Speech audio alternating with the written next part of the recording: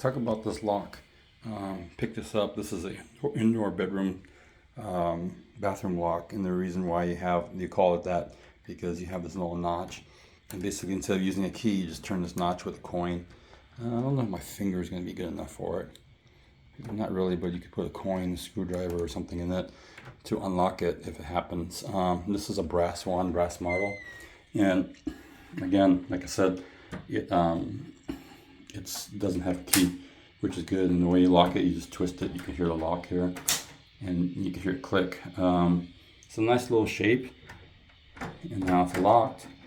If I unlock it, it does take a little bit of force. It's a really firm door lock, and it really turns. Really easy to install. If you ever install a lock, this is the 2 screws, and then the screws here to adjust everything or to install, and the door jamb.